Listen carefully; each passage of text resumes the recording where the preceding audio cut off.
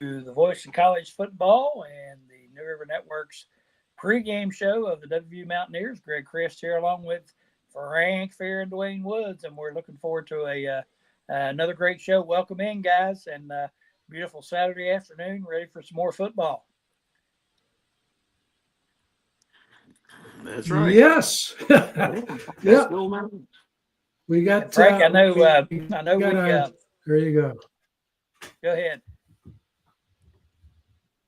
No, I'm done. I know we're riding in on a high from last weekend. I know the pregame show was a ton of fun.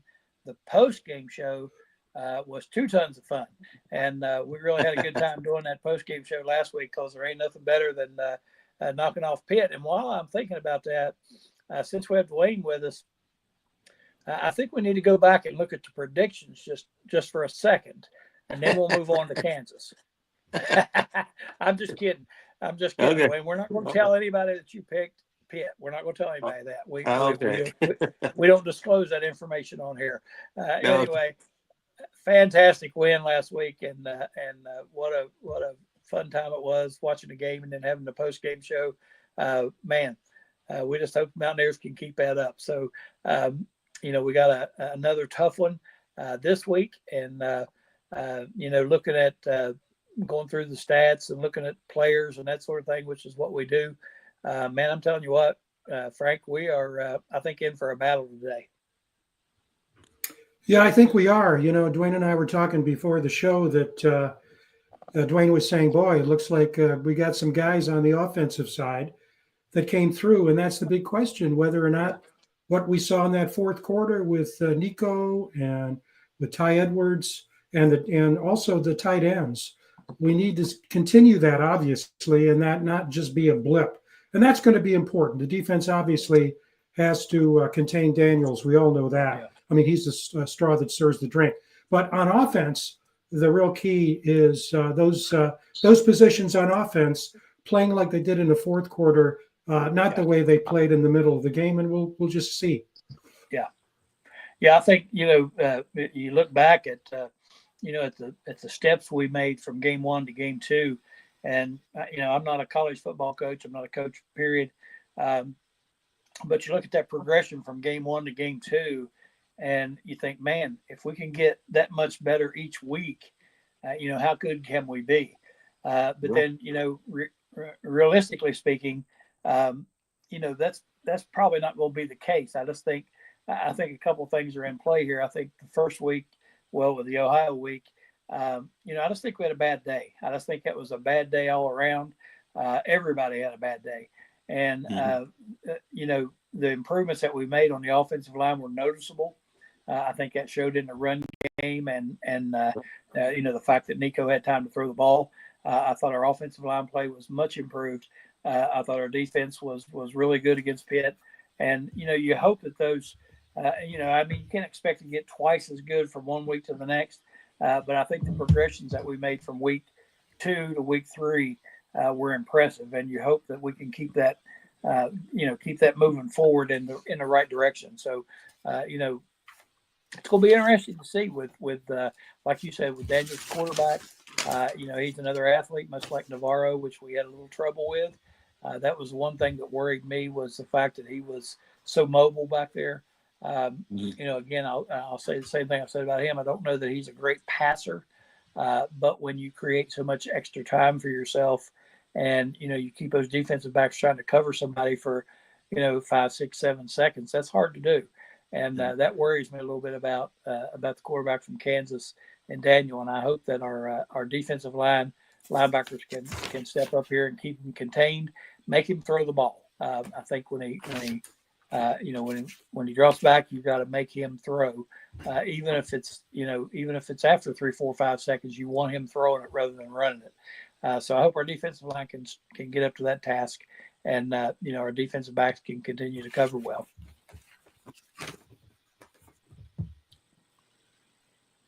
I don't know if Frank can hear me or not, but Dwayne, I'll get your take. Get your take first of all on last week, and then what your thoughts are this week. Yeah, well, last week's game was impressive. It started out. You remember in the talk show, I called for a tight end and a big back, and Yep. somehow or another, a big back and a tight end appeared. You definitely did do that. I give you credit for that one. Absolutely. Absolutely. Yeah, so that really helped out because that the running back Edwards, he uh he looked good. I mean, he looked Yes, he good did. enough to. Yeah, he's a bruiser and he's tough. So and he can run. I mean, that's a nice that was a great find for the Yeah. for the team. So Yeah. now we need some speed to get outside for this week. Yeah, and you mentioned Edwards, and again, he had a fantastic game, and I think that's the kind of thing we're going to have. We got to have our running backs involved and producing, and I think as long as we can do that, if we can move the ball a little bit on the ground, that makes it so much more comfortable for not only Nico but for the offensive linemen. Because they're not just pinning their ears back on defense and coming at you. All right. They gotta respect that ground game a little bit, and Yeah. we haven't shown much of that. So hopefully, this past week was a telltale sign that we are, going to have a ground game, and you're going to have to respect it. And then that way, it gives Nico a little more breathing room back there. It gives the offensive line a little bit more leeway, to throw the ball some. So, a lot of times, you hear teams talk about that, setting up the pass with a run, setting up the run with the pass. We've got to run the football some, and we got to be effective at running the football. If not, we struggle. And I think that's really, really important today is that we, get the ground game going, get Edwards going, and some of those other backs that contributed so much last week. I think it's imperative for us to have a chance. Frank, I don't know. I think you can hear us, but I'll let you jump in and take it from there. Yep, I can hear you. No problem. There, we can see that Caleb 31. Thanks for being here, Caleb. Says he's looking for a big game from Cam Vaughn, which would make a lot of sense. We've got to have that downfield strike, and Cam, Right. boy, he is very impressive. And another thing about that guy is that Rich Rod has brought up. He said, even for someone like a Nico Marchiol, it's like he's a freshman because he's learning a new system. Whereas Cam Vaughn has been in the system at Jack State. So he has a tremendous advantage in that regard as the other guys. And the other thing I think that we need to talk about right off the bat is Jamori Robinson is playing today. I noticed on ESPN, he's not even on the roster, but he was okay to be today to play today on defense. And so he's a big time talent. So we got to look for him on defense. Yeah. Oh, good. Yeah. Yeah. I think I mentioned that Wednesday on the show. I couldn't remember his name, but I did know that, that he's one of the ones that had to do the, go through the legal education of the getting eligible. And I guess took some time to get, worked into shape and that sort of thing. But I did hear Rodriguez say that, he would be playing today. So that I think that's a big plus for us. You never have enough good defensive linemen, especially when you're facing a quarterback that is mobile like that. You're going to have to, keep people fresh, and having him in there, I think, could make a big difference. And, I feel pretty confident. I just think that we're going to compete. And, I think with our defense that, we've seen enough now to know what's going on. We've played various different types of offenses. And I think the defensive coordinator has a very good mind for what type of defense to throw at what type of offenses. And that makes you feel pretty confident to at least give us a chance, keep us in the game. Dwayne, I'll get your take on, on our defense and our pressure on the quarterback and that sort of thing, but also the contributions of the running backs and why that's so important. Well, the running back, he can contain the linebackers because they were taking real deep drops at Ohio, and Pitt tried that same tactic, and it didn't. And once the back got going, and then he was looking really, really sharp. He was breaking away from the lineman and getting into the secondary some, and they had to adjust their defense. And plus, because he's in the game, he actually tired Pitt out. He that big bruising back came in and he was blasting in the holes nicely. Yeah. So all of that kind of helped our offense greatly last week. Yeah, because I think that was a problem in in Ohio. Uh, on defense, it's all you can't have too many defensive linemen. I don't think. Yeah. Yeah, so that's a big help. I kind of heard about this guy that he was there, but he wasn't playing. But now I'll watch today. I'll watch to see today if he can be effective. Yeah, it's going to be interesting to watch. And, we've heard a lot about him. Of course, it's you hear all these stories about players that are coming in and where they came from and that sort of thing. And you get these high hopes, and then sometimes you see them and you're like, man, they're average, But we've heard some good things about this guy, so we hope that he can step in and help. Right. Frank, going back to the Pitt game, a couple of things have transpired since then. We've listened to all the media reports and listened to all the press conferences, that sort of thing. Watch Coach Rodriguez. Incidentally, if you haven't had a chance to see Coach Rodriguez on the Pat McAfee show, I would encourage everyone to go check that out. It was great. But anyway, back to that Pitt game. Couple things, I think we need to address. One was the penalty at halftime on Nico when he scrambled. He slid in. He got hit late. He got hit in the head. Then he got hit late. The official said since there was only 1 second on the clock, West Virginia didn't have any timeouts. Time we reset the ball, start the clock, there's not enough time to run another play. You have to have at least 3 seconds to do that. The NCAA has come out and said what I was screaming during the broadcast, that it was a dead ball personal foul. So the 15-yard penalty should be stepped off. We should be given one untimed down or one down with 1 second. Either way, the clock will start, and we have a chance to kick the field goal. The NCAA came out this week and admitted that the officials screwed that up, and they were wrong in the way they determined that. And, of course, all they had to do was call me, and 5 minutes later we'd had it settled and we'd been kicking a field goal. But anyway, that is what it is. Also, the players from Pitt, I'm surprised, as Coach Rich Rodriguez said in his press conference, he's surprised that they have enough players to play the game today because they had so many injuries the other night during the game. And I think that's another thing that, the NCAA is going to have to take a look at, for these hurry-up offenses. That's really the only thing the defense can do to slow them down sometimes. And it was patently obvious that – It's obvious, yeah. Yeah, they were taking dives and they were faking injuries and that sort of thing just to slow the momentum down. And I've had some suggestions about the way I think that needs fixed. I even heard the same thing from Coach Rodriguez, and that is that player that goes down injured like that has to set out at least the next series, whether it be offense or defense, whatever it is, they got to set out a series. And then you can only substitute for that particular player. But anyway, Frank, I want to get your thoughts on that, on the penalty and on the fake injuries. Well, you said something last week, or actually in response to a text. You sent me a text this week because I brought up on the show, the midweek show, that there was an ACC official who quit after he had conflict with the studio in New York. Yep. Well, you mentioned he was supposed to be the lead official in the Pitt, West Virginia game. So the elite official who made that call was a replacement official. He wasn't the one who was supposed to do that. So I'm a great believer in simplifying the rules rather than making it so complicated. You may recall there was, I think in the pros this week, a kick returner let the ball sit in the end zone and the other team scored. So, I mean, make the rules as simple as possible so the players can know them and that the officials can interpret correctly.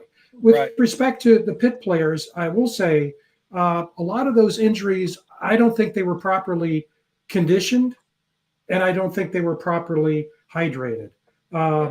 We've seen this before when it's humid, it's warm, obviously it's hot, and you see one team having a disproportionate number of episodes on the field. And West Virginia have those compared to the number that Pitt had. So I think one thing that fed into it, I think those were cramps. And as the game went on, it got worse. So that's a tough call for an official to know when you're faking it and when it's a legitimate cramp issue. But you got to be better conditioned. Yeah. Well, and I think Frank, you're being very diplomatic, and I appreciate that. But I am going to disagree with you. And I think they were faking. Period. I think I just thought, because I saw like one in particular time, two of them went down. The one guy was supposedly having cramps. He went off the field, and then him and his coach whispered in his ear, and then they were laughing it up afterwards. And I think, a guy lays on the field and has to have the trainers come out, and he goes off the field and he's laughing with the coach. It makes you wonder how bad hurt it was. He really, or was he having cramps or whatever? And I get that. You're exactly right. Conditioning plays a big role in that. And when you see that happen, typically you usually tell. But I thought, and I'm not saying that they didn't have some of that. I think they did. But I also think that a lot of it was simply done to slow the momentum down.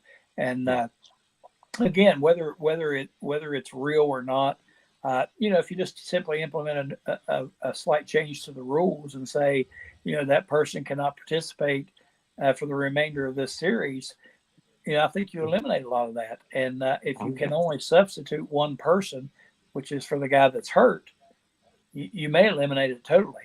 And, I think that's something on the coaches are just going to have to figure out how to stop. It's a lot like the tush push in the NFL. A lot of people complain about that and say, oh, it's not football. It's, it's the circumventing the rules, and they're getting away with something they shouldn't. It's boring, blah, blah, blah. Well, basically what it comes down to is they're doing something nobody knows how to stop. And they're wanting to change the rule because they can't stop it. And I'm opposed to that. I'm not saying, I enjoy watching the play, although I do. But I think that it's a push to change the rule because they can't figure out how to stop it. And I don't think they should change a rule for that reason. Now, if there was data to show that there was a lot of injuries, a lot of problems with it, okay. But there's not. And it's just like with these injuries, that is something that these coaches have decided, that's the way we can slow this momentum down a little bit and get our subs in the game, and take away that hurry up offense type of thing. Well, again, I think they're circumventing the rules, and I think you need some rules in place that say, hey, this is something that you're going to have to figure out how to stop, other than trying to skirt around the rules.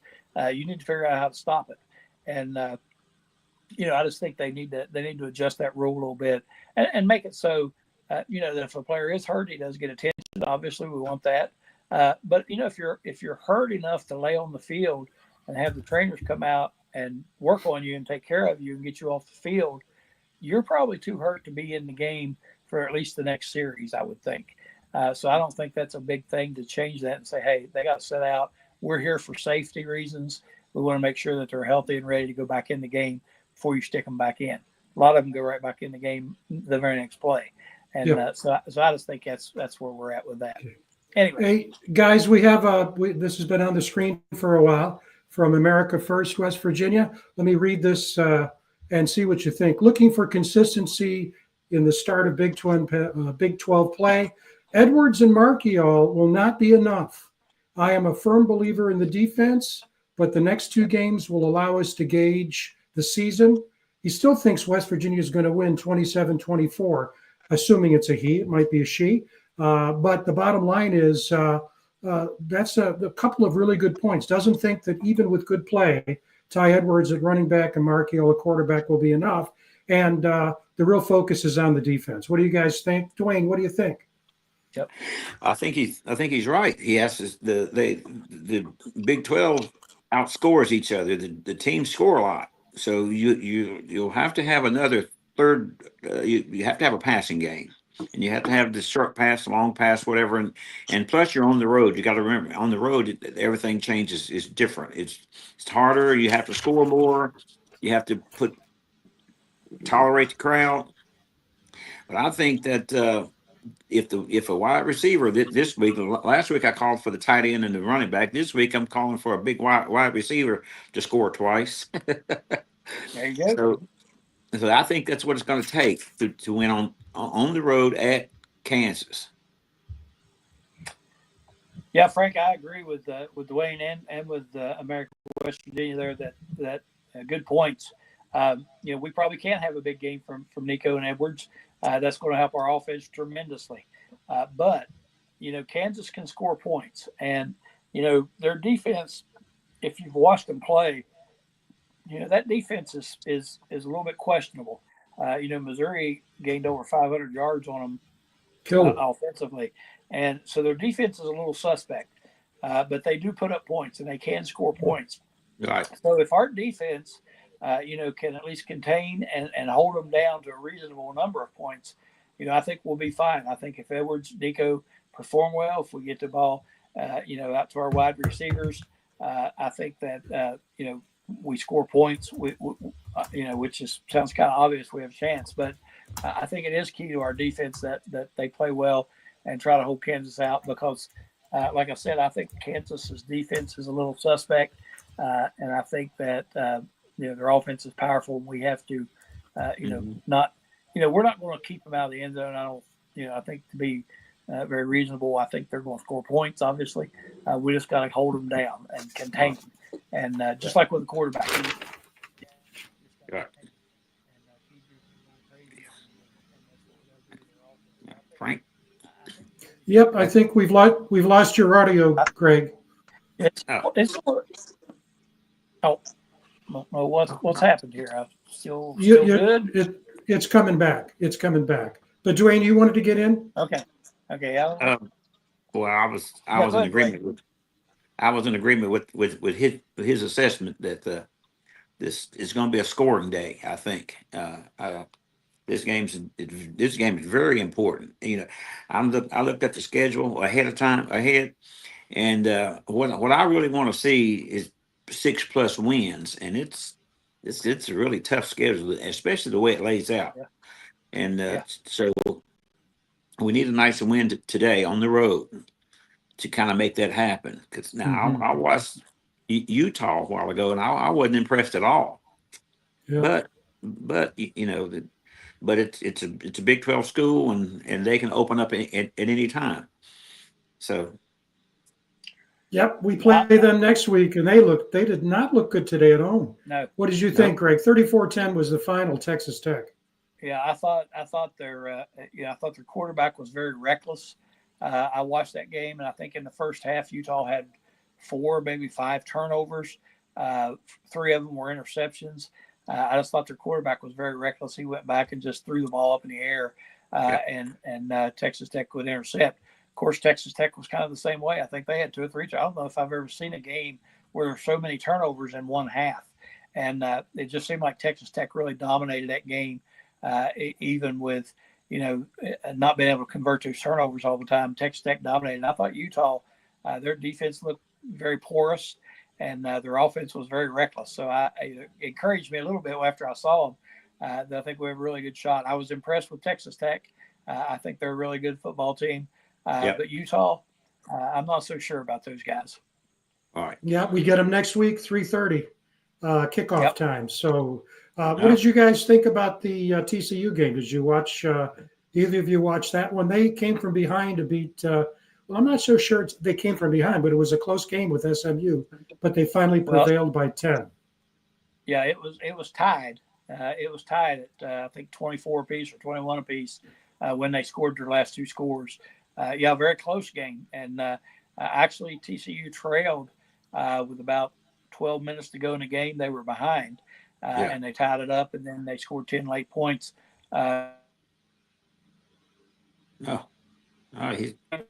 Again, I don't think that's anybody we can't handle. Dwayne, go ahead. The TCU game, as I watched it, they have a lot of weapons, and that's a great team. I think it's between TCU and Iowa State. So far, the teams that I've seen in the Big 12 are really the 2 top teams. Of course, I haven't seen Arizona, but TCU is going to be a tough game, and they're explosive, and they're smart, and they're well coached. So that game right there, now that's going to be a really tough game. They'll be on on the 25th of October when I'll be in Morgantown. That's That's right. that's when we're going to have our 50th reunion there, the Peach Bowl team. Yeah, it's going to be a lot of fun. And this game, the other game I have up here, UCF is beating North Carolina. I don't think any of us is surprised by that. That graphic's a bit old. Same score, or is it 13? I got to check this. It's 13 it's now. 13-0 now in the second quarter. So you guys, what do you think about that? No surprise, I guess. I'm not surprised. Yeah. Yeah, it's hard. It's hard to gauge when you don't get to see all these teams play. It's hard to really gauge it all. But Frank, I've and Dwayne, I've watched several of these Big 12 teams, and if we can get by today, we were right in the mix, and I think we have a really good shot if we can get by today. We're in pretty good shape, I think. And Frank, I don't know. I know we haven't got it totally confirmed yet, but we tell Dwayne. We're probably going to be there on October 25th for the TCU game. That's the plan as of now. So got to make sure Dwayne gets by and sees us while we're up there. Right. Okay. It'll be good. We'll be at Kegler's. We'll be at Kegler's, and if I can keep Frank out from behind the bar, we'll get a show on. But sometimes he strays and gets behind the bar, and I can't do anything with him. I didn't. Your audio went. I didn't hear what you had to say. Excuse me. I turned off the audio. I can't. Well, I think Dwayne, he's supposed to be the mature one on this show. I'm supposed to be the goofball, which I am anyway. But he's supposed to be the mature one, and I got to keep him out of trouble when we go to Morgantown. That's right. Well, it does. I'll tell you one thing about Kegler's. It always flows. It's fantastic, and that's going to be a great weekend, Dwayne. Not just for the guys that played in the 75 Peach Bowl like you did, but also with the guys on the 69 Peach Bowl team. A bunch will be there for that too. And so we're in fact, for those people who aren't familiar with Dwayne, high school All-America down in Bluefield, West Virginia, had 700-yard games plus at WVE, over 2,000 yards total, 5-yard average, and had Dwayne always showed up for the big games against Boston College, Virginia Tech, Syracuse, SMU, and Tulane. And there he is, number 44. And I always enjoy watching those films, Dwayne, of you carrying the ball. That's grace. Fantastic. He was graceful. Mm-hmm. Yeah, Frank, I think I told you the other day, we didn't get to see a lot of games on TV back then. They just weren't on. But we listened every week on the radio, and the games we did get to see, watching him play, unreal. Just fascinating. Yeah. And I said over and over again from the mid to late 60s on up through 2025, WU should be tabbed as running back university, like Penn State's linebacker U. We should be running back U. We have had some tremendous backs, including Dwayne, and watching him play and watching these guys after him, just amazing. And he was so fun to watch. And I was a little guy then, not saying Dwayne's older than I am, but he is. And I was a little guy when I watched him play, but I surely remember it.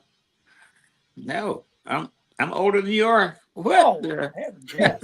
By a lot, I'd say. I'm only 28. Well, yeah. Just kidding you. But Dwayne, I would encourage you to try your best to get our friend Tom Pridemore on. I would absolutely love to talk to him. He's a hometown guy. He's from my hometown, and we grew up. I remember I was in the 4th grade, and I don't remember what year it was, but he was in high school. They won the state championship. I had newspaper articles cut out in a big notebook that I kept track of. Knew every stat, every play. And the funny thing was, Tom's head coach at the high school became my assistant coach when I started coaching middle school football at Anstead. His head coach was he was actually my coach too, but he became my assistant coach at the middle school level, and he's a dear friend of mine. So we would love to get Tom on the show. So encourage him and tell him it's not going to hurt him to come by and talk to us for a minute. Have you talked to him recently? We've texted, emailed, called everybody we know. We just can't get I, him to come back to us. I have a number. This a direct number. In fact, I called him recently, and we talked a bit. He's in Atlanta area. Yep. Yep. Yeah, and he's doing he's doing real well. He's real comfortable. Oh yes, he is. That's Yeah, that's one thing. I was actually down in Atlanta for a while several years ago, and my brother-in-law was a truss salesman for houses, and they were Uh-huh. building houses left and right down there. And we're riding around looking at all these, and I said, whoever has that fence company and the cable company got to be making a fortune, because what they do is they have slab with all Yep. the pipes and everything, and then the fence company would come in and put this like snow fence around it to keep runoff and that sort of thing contained, and they would go ahead and put all their cables in for phones, Wi-Fi, all that kind of stuff. And he said, there's a guy by the name of Tom Pridemore that owns a company down here that does that. And I'm like, Yep. Tom Pridemore from West Virginia? He's like, yeah. I was like, oh, okay. I'm from Yeah. Anstead, and that's where he's from. So, Uh-huh. a neat story. But Yeah. we'd love to get him on. Well, Dwayne, talking about that team, 1970. Yeah, talking about that 1975 team. Look at our guest next Wednesday. Someone I think you know, Danny Kendra. Oh, is that right? Ken, the quarterback. Dan Kendra. Yeah. Yeah. Yep. It'll be good. Yep. And he's there. And we know the guy in the middle on that. I don't know if you can see the photo. Can you see the photo? Okay, on the screen. Yes. But do you know? I don't know who the guy on the left is. I hate to say it. Greg, can you see it? I don't. I'm saying, who is that? And I should know, but I don't. Is that Dave Van Hallinger? It could be. It's so small. Yeah. Based on his size, my picture's small, but I think it's Dave Van Hallinger. I think you're right. And Yeah, I try to compare the then and the now, but Uh-huh. 1975. We're looking forward to having Danny on next Wednesday night on our Wednesday show. Oh, good. Well, it'll be real good. Yeah. Guys, I wanted to put this up. It's the KU stats, and I want you to look at that running back. He is a guy that is really talented, Daniel Hishaw. Now, what's interesting about that, and it goes back to what Greg said, they didn't play last week, so they played 2 games, and he has 169 yards total on 33 carries, right? Well, the 2 running backs, Hishaw and Williams, the 2 top running backs last time against Missouri, their last game, they had 11 yards on 9 carries. So when you think about the 169 yards he has, that was mostly in the first game, and they can't have that against West Virginia and be successful. You can't rely just on Jalen Daniels. You got to have a running game, obviously, but we're just going to have to see. That's something to look for. Whether Kansas can run the ball against the West Virginia front line. Mm-hmm. Yeah, that's true. Yeah, you're right, Frank. And again, we haven't had a huge amount of problems containing those running backs. We've done a pretty good job of that. And I think just like last week, if you control that run game and force them to throw the ball, I think you want Daniels throwing the ball, but I don't think you want him, breaking the pocket and scrambling all over the place. Right. So if we can contain that running game, keep him in the pocket, and make him throw, then I think that's a big advantage for us, because their running game is, like you said, a little sketchy, and their offense has put up points, but when they played Missouri, I won't say Missouri dominated the game, but if you didn't know the score and you watched the game, you would have thought Missouri won by 3 touchdowns. I mean, they just ran up and down the field on those guys, and Kansas had no running game to speak of other than Daniels, and we got to do the same thing. We got to. I just think contain that running game and keep him in the pocket and make him throw the football to have a chance. But the more things I read and look at, the more I'm feeling confident about it. Even though I picked Kansas, I still feel pretty confident in what West Virginia is capable of doing here. Mm-hmm. I talked with the guy that played for Rich Rod, and I agree with what his assessment was that Rich Rod will have his team up and ready to play. That he's really good on the road. As most he watches out for every little aspect of the game, and that's real important when you get on the road. So the players don't get distracted at all. Yeah. So the player I talked with was Tyler Anderson of Morgantown. And so he played for him, and he said he's really intense and will watch every little portion of everything that goes on the sideline in the game and all. So I really think that the Mountaineers will be prepared and ready to go today. Yeah. Yeah, Mhm. we hadn't talked much about this. You worry a little bit about, a letdown from coming off such a big game. And Dwayne, you know this from playing the game. After you win a big one, it's hard to get back down and get focused on, the next one. And, what I used to tell my kids when I was coaching basketball,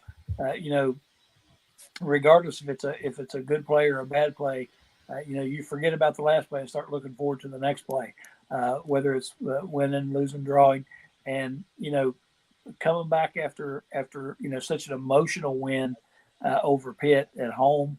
I talked to Mark Parsons yesterday. Frank, I want to tell you, I had dinner with Mark and his girlfriend yesterday, and we talked about it. And he said the atmosphere up there was reminiscent of the late '80s and the Major Harris years.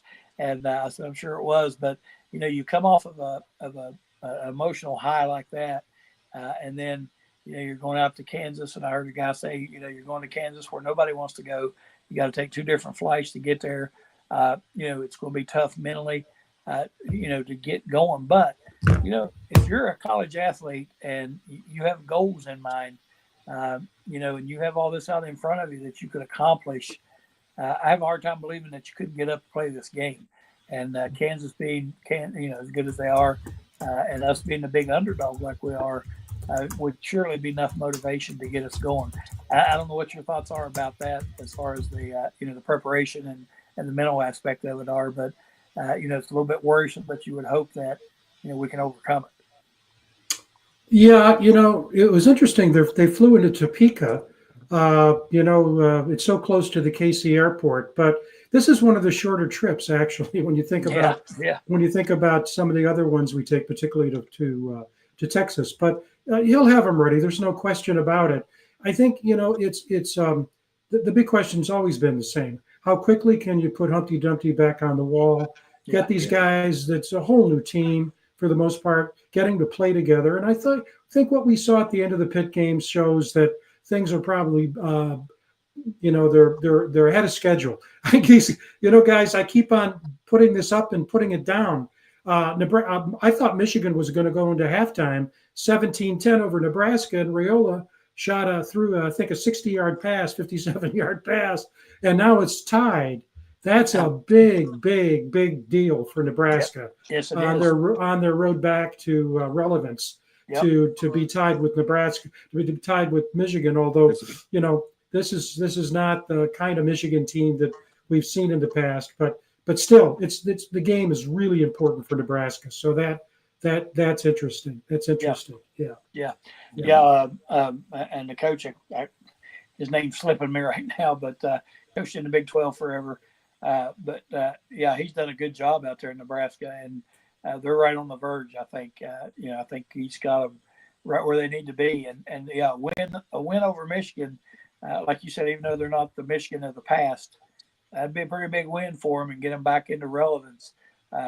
Frank, I know Dwayne, both of you can remember as well as I can. Back when Nebraska was one of the elite programs in the country in football, and he's working them back in there. So I think it's a huge game for him. So, and Frank, I can't see the comments. So, well, I put the picks up again so that we could go over those again. But it seems like, Greg, you've changed you picked KU 34-27, but that was on Wednesday. So it's why don't you go first? It sounds like you've had a change of. You said you were going to go with your head, not your heart, but it seems like you've had a change of heart. Yeah, like I said earlier, the more I've looked at stats and the more I've thought about that Missouri Kansas game, I just feel better about our chances now. I just feel like that, we've got um, a real opportunity. Our defense has been playing pretty well. If our defense can keep it up, our offense, I mean, leaps and bounds different from, week two. If we can keep that improvement going, I feel like we have a really good chance. And, earlier in the week, I was like, man, I don't know. I don't know if we can beat these guys or not. They're pretty good, et cetera, et cetera.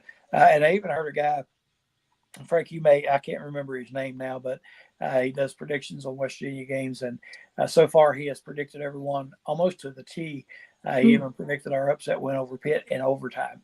He says we're going to get slaughtered, that our defensive backs are not playing very well. He said in the Pitt game, they were receivers wide open all over the place, but the quarterback couldn't get the ball to them. And he feels like we're going to get creamed. So, hearing those things, I'm thinking, I don't know if we got a chance or not. But the more I've looked at it and thought about it, I really think we have a chance. I just think it's a matter of containing, that quarterback and, the defense playing like they've been playing and our offense keep clicking. And if our offense keeps improving and we can put points on the board, keep pressure on them, I think we have a real chance. And, I'm not going to change my pick. I know that's not allowed. In our rules and regulations, so I'll keep my pick. But trust me, I hope I'm wrong. And Dwayne, you have the Mountaineers 30-27, 57, which is beyond the. I think it's what's the over and under on this? I've got to look at it. I think it's you're right around the over and under, at least the way that. Right. It was 55. Yeah. Or 56, yeah. Yeah. Yeah. I just hope that's the way it goes. This is a really big game. It's a really big game in the Big 12. It's a big game in Morgantown. It's a good road win. Yeah. It'll be really nice for the Mountaineers to win on the road. That'll be really good. Yeah, that's like I said earlier. I just think that if we can pull this one out some way, being a road win, they got the new stadium, they got everything in their favor. They're 13-point favorites. If we can somehow pull this out, I really think that that's going to give us the confidence moving through the Big 12, schedule. Give us the confidence to really make some noise in this Big 12. I think. Really, we have a shot. After watching all these other teams play, when we play well, I don't think there's anybody any better than us, So I think a win like this is so important to get it on the road. It would be huge for us. Yeah. Mm-hmm. Yep. Yeah. I picked, I think I've got the widest margin there at 19 points, at 12 points rather, for West Virginia. But I do think, for me, there are a couple of keys. The biggest key is time of possession. The great thing about the Pitt game is that we actually held the ball. Sometimes it was sort of like not very effectively. But the fact of the matter is, Jalen Daniels can't do anything if he doesn't have the ball. Right. So to me, that time of possession is really important. And as I said on the Wednesday show, you to have that long drive, you've got to have a good running back, obviously, or two. And you have to have good tight ends. Certainly the wide receiver spot on that to keep the clock moving. You want to make sure those tight ends are involved, and they were last week. Good touchdown at the end. So let's do that. The other thing I think that's really important about this game is, and we saw it last week with the Pitt game. We saw it a ton last year, and that is how a long pass can change the game on a dime. Pitt was dying, and then that long pass, and all of a sudden, they score something like 17 points in a row. So this is where your point, Craig, about the defensive backs becomes really important. We just can't allow that to happen. The free safety has to guess right significantly, and we just can't allow them to get a defensive touchdown. That's something else I'm looking at. So, I'm not saying it's from the head, but as I said on Wednesday, and I'll close with this, just like you, I looked at the stats, compared West Virginia and Kansas stats over the season so far. And for the life of me, I cannot understand why the handicappers made this a 13.5 point game. I think it's 12.5 now. But that's even at home, that is rich. Yes, Awfully it is. rich. Yes, it is. And it's hard to understand. And I've looked at that several times. My son, he likes to bet on these games. He'll bet $2 or $3 on the games. And he was asking me, and I said, I just think that spread is strange. I don't know what they're looking at to have such a large spread. But he said, well, I like it when we're underdogs. And I said, yeah, I do too. And but I said, I never thought we would be, 13-point underdogs. So I was a little surprised by that. And Frank, what you said about the time of possession, if you have that good time of possession, that means you're running the ball effectively, and and getting first downs and that sort of thing. So you're right. That's a huge key, is possessing the ball, keeping Daniels off the field, which means our running game has to be productive, and once you get that running game productive, then I think your passing game follows up with that. So I think you're spot on with the possession time. Dwayne, what's your thoughts on the keys to the game? I think that possession of ball. If we can take the ball and go on a really long drives and get first downs, long drives, don't miss our field goal opportunities. Yeah. I think that'll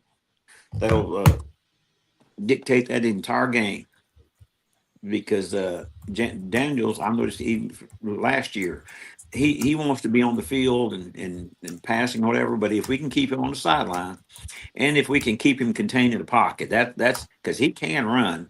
But you notice he did not run on us last year. Right. He didn't try as much. I was at the game with actually a Kansas fan, and he questioned the same thing. He said, "Well, our quarterback usually runs a lot, but he didn't run this week. So I hope he doesn't run this week either, this year." Yeah, so because I know he can run, he can fly. Yeah. So I'm concerned about that part of the whole thing.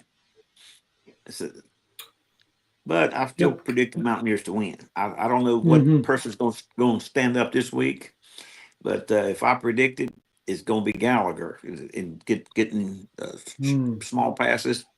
I need him to catch about 10 passes and score twice. There you go. I like that. Heck yeah. Guy, Yeah. Mm-hmm. Yeah.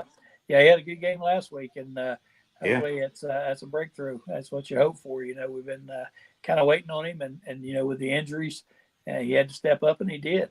And I think I'm looking for Cam Vaughn. I think that's a key. We got to get him more involved as well. So hopefully, it sounds like we're all on the same page. It's going to be a matter of possession of football and moving on the ground, keeping the chains moving, and keeping Daniels off the field. I think we're all in agreement that that's very key to today's game. I tell you something else. We need a trick play or two. I haven't seen that yet this year. No. Yeah, there hadn't been any jet sweeps. There hadn't been any reverses. There hadn't been any flea flickers. There hadn't been anything. So a trick play or two wouldn't hurt right now, I think. That's right. Yeah. Guys, I have the weather up from Lawrence, and it looks like it feels like 79. It's about 80. No rain predicted, and wind is like 5 to 7 miles an hour. So the weather's not going to play that much of a role, if at all. No. And usually out there for those games, the wind is usually whipping around all over the place. So that it usually does have an impact. But I'm glad to hear that it's not going to have an impact. Frank, you want to mention real quick our guest for Wednesday night, and then again, and then we'll wrap things up here and get ready to go watch the game. Sure. Yeah, let's do it right here. Didn't mean to catch you off guard. No, I got it. I got everything at my fingertip. The only thing is that I tipped over my whiskey to get to it, but I got to. I was going to say the only reason I threw that to you and had you do that was I needed to take a drink of my beer, and I didn't want to do it on camera, so that's why I had you do that. There you go. Well, we're really looking forward to having the quarterback of that 75 Peach Bowl team, Danny Kendra, with us, and we were talking on Wednesday night. We want to talk to him also about his son, Dan Kendra III, Danny's junior, and because he went to Florida State. It's interesting, he followed Bobby Bowden down Yep. to Florida State and played for Yeah. Bobby down there. But Dan's looking forward to being on the show. We're excited about having him. He'll be with us. And also, while we're at it, we want to make sure that we put this up as well. If I can, there it is. That join us for the post-game show tonight. We'll be back 15 to 30 minutes after the game to talk about the big win over Kansas, right?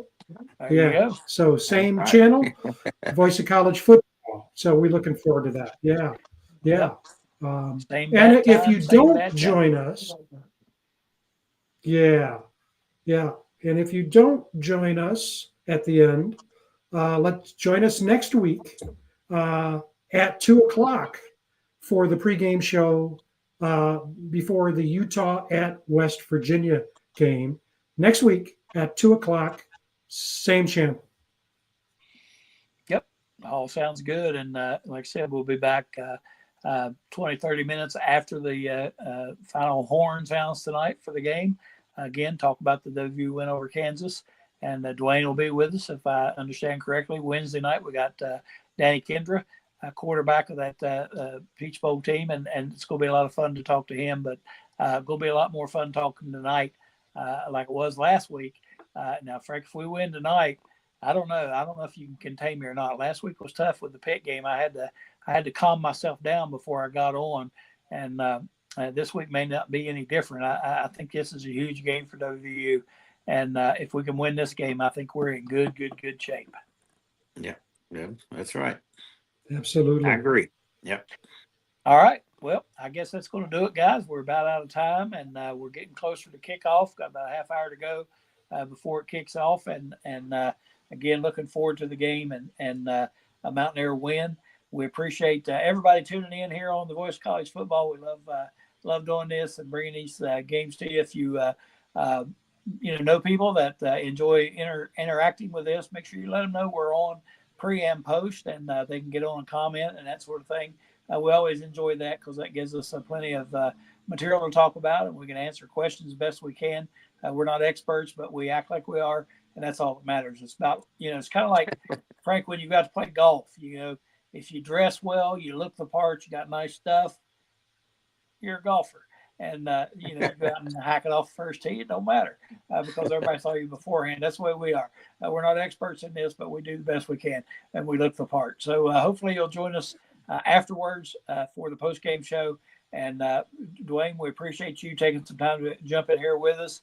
Frank, always great to talk to you and to see you and get your input, and your insights are always top-notch, a lot better than mine ever thought about being, and I appreciate that.